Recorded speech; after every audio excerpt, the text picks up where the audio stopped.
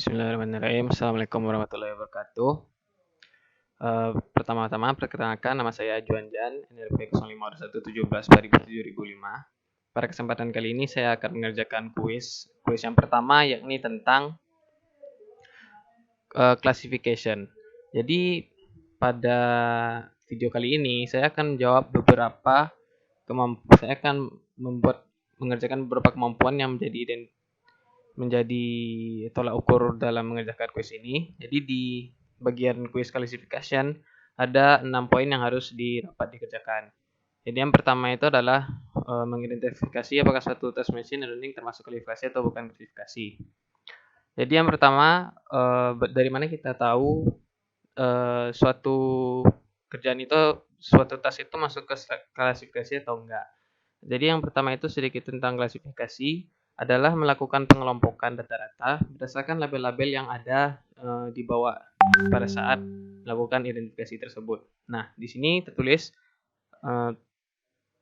klasifikasi itu model function classifies the data into one of numerous already definite class. Jadi data-data tersebut itu sudah dikelompokkan berdasarkan label-label tertentu yang sudah dibawanya. Sehingga dari sini mesin itu butuh mempelajari karakter-karakter tersebut atau kriteria-kriteria tersebut agar pengelompokan dapat dihasilkan secara maksimal. Nah, ini sedikit perbedaan dengan antara klasifikasi dan clustering. Kalau clustering itu cenderung membawa nilai-nilai identik yang ada di data-data tersebut. Jadi tidak berdasarkan label, sedangkan klasifikasi ini berdasarkan label yang ada.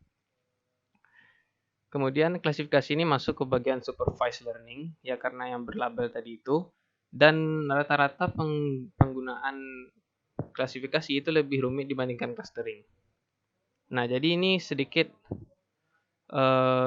contoh seperti apa data yang masuk ke dalam klasifikasi. Jadi pada bagian prediktor, jadi dari mana kita tahu suatu data itu masuk ke bagian klasifikasi atau tidak, itu dilihat dari yang pertama itu ada fitur. Jadi kalau data yang diklasifikasi itu terdapat fitur-fitur yang dibawa. Nah, jadi misalnya pada tabel contoh di sini itu tentang apakah orang itu akan bermain golf apa tidak. Nah, jadi pada di sini kita dapat lihat predictors ini masuk ke dalam fitur-fitur yang dibawanya. Jadi apakah kategori cuacanya itu hujan atau mungkin temperaturnya panas, kelembapan udara serta juga mata angin atau kondisi udara. Kemudian nilai-nilai tersebut akan disimpulkan atau dikelompok-kelompokkan menjadi label-label. Jadi di sini ada labelnya. Apakah dia akan bermain golf apa tidak? Yes, no, atau yes, no. Nah, sementara untuk data-data yang tidak memiliki kriteria seperti ini, itu tidak bisa disebut dengan data-data yang dapat diklasifikasikan. Sehingga dapat disimpulkan bahwa data yang diklasifikasikan itu masuk ke data yang membawa kriteria serta punya label untuk data-data tersebut. Itu untuk pertanyaan yang nomor 1. Kemudian yang kedua, mengartikan fitur tree atau decision tree. Nah, untuk nomor 2 ini saya memilih decision tree. Jadi decision tree itu secara bahasa artinya adalah pohon keputusan. Jadi di sini kita dapat menggambarkan bagaimana suatu data itu diklasifikasikan berdasarkan label-labelnya mereka. Di sini dapat kita lihat contohnya pada grafik ini, misalnya apakah dia dapat melakukan kredit atau tidak. Itu dilihat dari pertama itu usianya. Jika usianya di atas 40, apakah dia sudah beredukasi atau mempunyai rumah. Nah, ini berdasarkan putusan ya atau tidak. Kemudian data tersebut tadi sudah diklasifikasikan dan keputusan akhirnya ada di sini. Apakah dia akan ditolak atau akan diberikan kredit.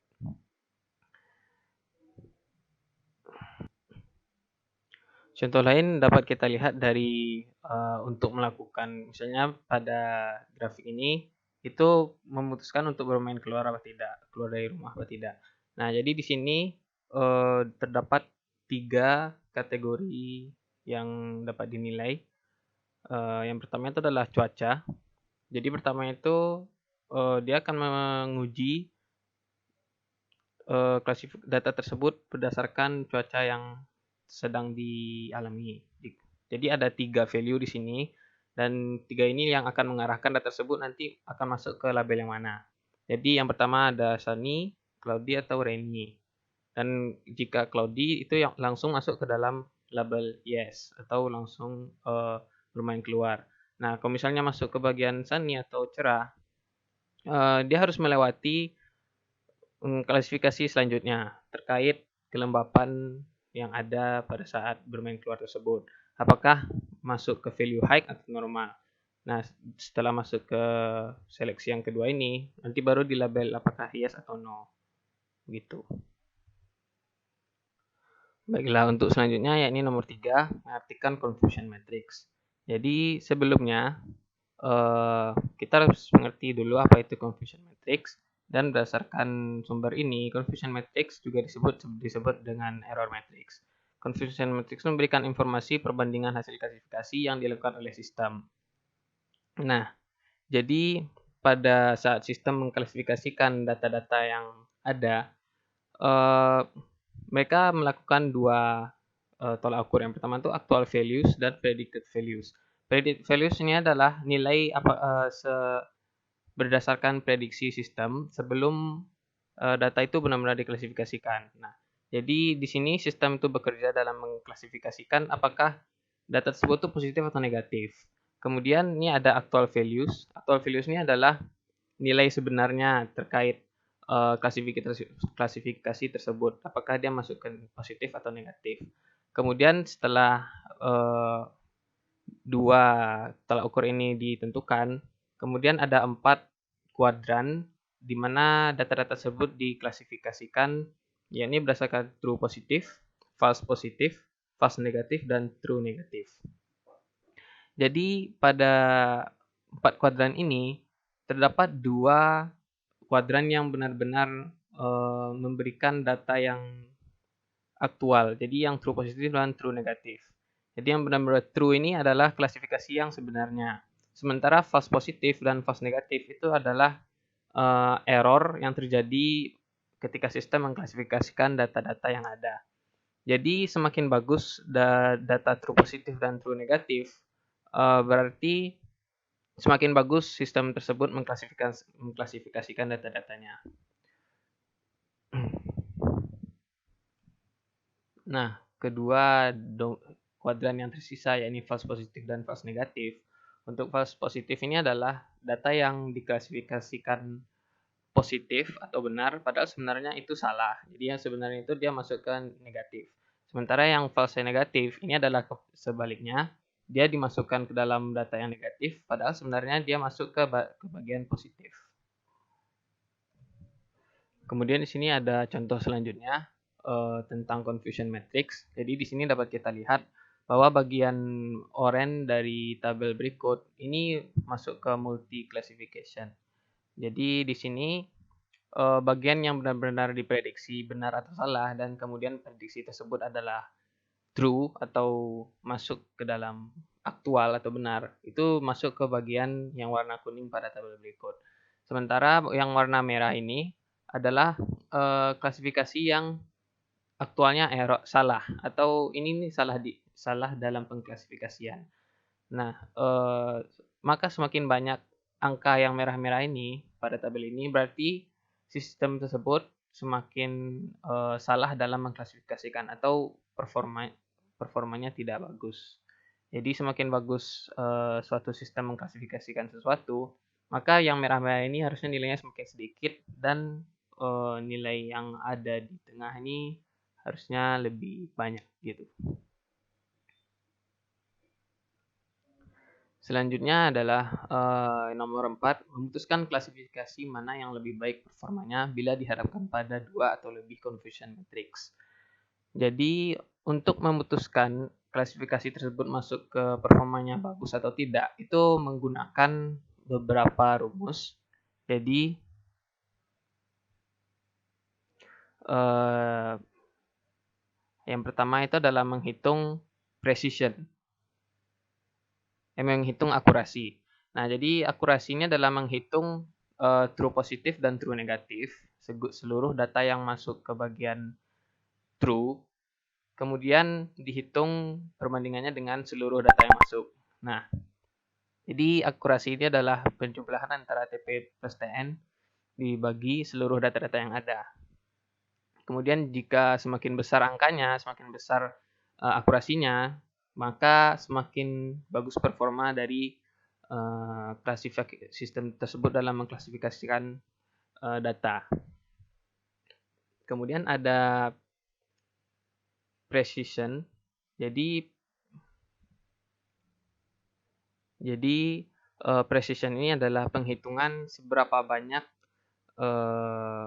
prediksi yang dilakukan itu benar dan berapa perbandingannya terhadap jumlah data yang diprediksi. Nah, jadi precision ini menghitung seberapa benar prediksi dari sistem yang ada. Nah, jadi cara menghitungnya itu adalah jumlah dari true positif dibagi true positif ditambah false positif. Nah, jadi itu untuk precision. Kemudian ada yang terakhir menghitung recall atau sensitivity. Jadi sensitivity ini adalah menghitung perbandingan antara data aktual yang berhasil diidentifikasikan sebagai true, kemudian true positif, dan dihitung perbandingannya dengan jumlah seluruh data aktual yang ada. Jadi di sini rumusnya adalah true positif dibagi jumlah seluruh data yang masuk ke dalam data aktual. Jadi untuk perbandingannya ini semakin besar presentasinya, maka sistem tersebut semakin bagus dalam mengklasifikasikan data, sama seperti akurasi yang telah dijelaskan sebelumnya.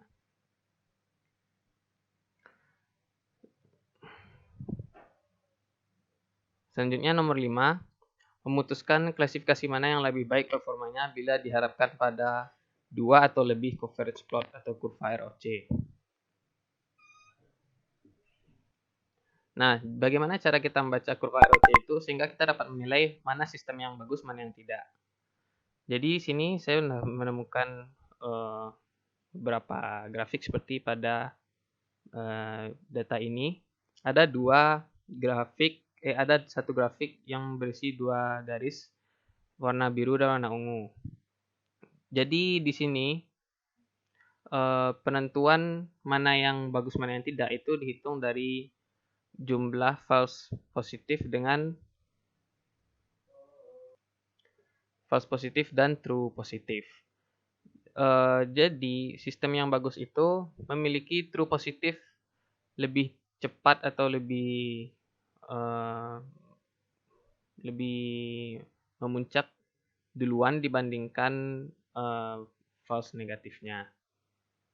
Jadi kalau misalnya kita lihat pada gambar ini, 2 grafik tersebut di sini yang memiliki nilai positif nilai penilaian sistem yang paling bagus adalah yang warna hijau.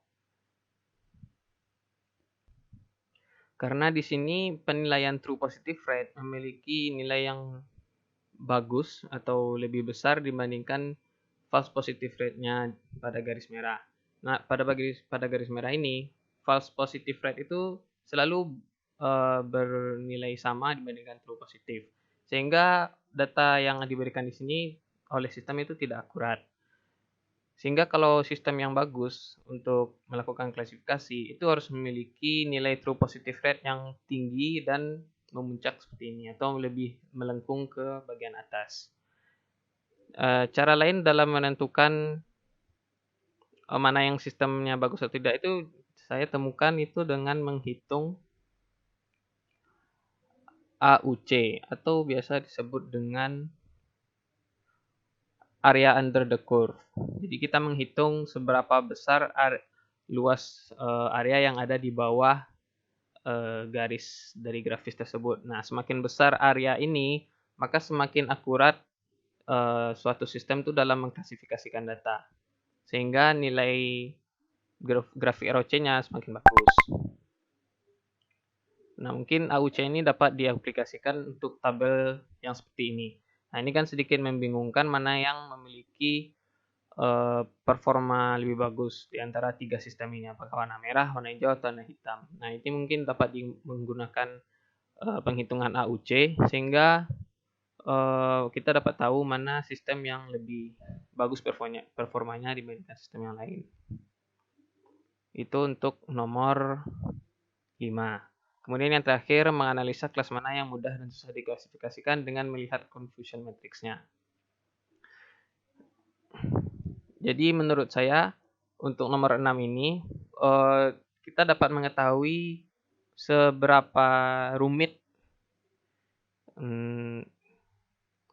suatu data itu dikelompokkan berdasarkan confusion matrix. Mungkin kalau menurut saya itu dilihat dari seberapa banyak kategori pengelompokan yang ada. Jadi di sini kita lihat confusion matrix ini mungkin lebih sulit pengelompokannya dibandingkan dengan confusion matrix yang lebih kecil seperti data yang ada di sini. Ini mungkin kalau di sini klasifikasinya tidak terlalu banyak, ada 6. Sementara di sini sampai 23, 26, sampai 26. Jadi seharusnya pengelompokan klasifikasi data-datanya itu lebih sulit untuk data-data yang memiliki kriteria lebih banyak dibandingkan data yang dikelompokkan lebih sedikit gitu. Mungkin sekian dari saya untuk kuis pada bagian klasifikasi. Apabila ada salah mohon dimaafkan. Terima kasih. Assalamualaikum warahmatullahi wabarakatuh.